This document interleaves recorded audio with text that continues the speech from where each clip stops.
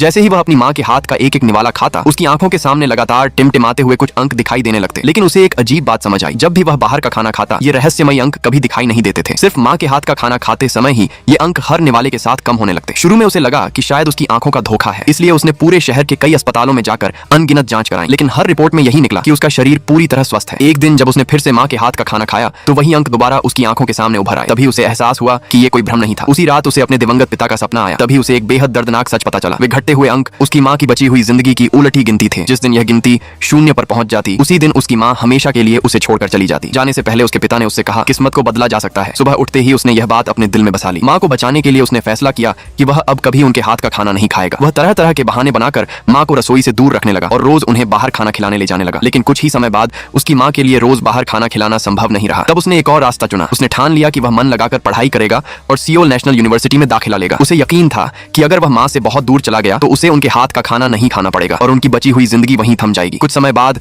उसका सपना पूरा हो गया और उसका दाखिला सियोल नेशनल यूनिवर्सिटी में हो गया। लेकिन उसकी माँ के चेहरे पर खुशी नहीं, बल्कि उदासी और बिछड़ने का दर्द था। सच तो यह था कि वह खुद भी माँ को छोड़कर नहीं जाना चाहता था, मगर उस समय उनकी जिंदगी की गिनती घटकर सिर्फ 138 रह गई थी। फिर किस्मत ने उसके साथ एक और क्रूर मजाक किया। डॉक्टरों ने बताया कि उसे आखिरी स्टेज का पेट का कैंसर है और उसके पास ज्यादा से ज्यादा 3 महीने का समय बचा है। उस पल उसे समझ आ गया कि अब भागने का कोई मतलब नहीं रहा। उसने फैसला किया कि अब वह अपनी माँ के साथ ही रहेगा और हर दिन उनके हाथ का बनाया हुआ खाना खुशी खुशी खाएगा। वे दिन बहुत सुकून और अपनापन लेकर आए, लेकिन एक चीज नहीं बदली, वह उलटी गिनती हर दिन कम होती रही। एक शाम उसकी माँ ने उसका पसंदीदा बीफ सूप बनाया और कई सालों से उसके साथ चल रही वह गिनती आखिरकार एक पर आकर रुक गई। आखिर में उसने ऑपरेशन करवाने के लिए हामी भर दी। जब उसे ऑपरेशन थिएटर ले जाया जा रहा था, उसकी माँ ने उसका हाथ कसकर पकड़ लिया और मुस्कुराते हुए उसे हिम्मत देने लगी कि वह डरे नहीं। लेकिन उसके दिल में एक ही डर था, उसे अपनी मौत का डर नहीं था। उसे डर था कि कहीं वह अपनी माँ को इस दुनिया में अकेला छोड़कर न चला जाए। खुशनसीबी से ऑपरेशन पूरी तरह सफल रहा, वह बच गया। डॉक्टरों ने भी इसे किसी चमत्कार से कम नहीं माना। घर लौटने के बाद उसने सबसे पहला काम अपनी माँ के लिए अपने हाथों से एक कटोरी बीफ सूप बनाना किया। यह उसकी जिंदगी का पहला मौका था जब उसने अपनी माँ के लिए खाना बनाया था। डरते हुए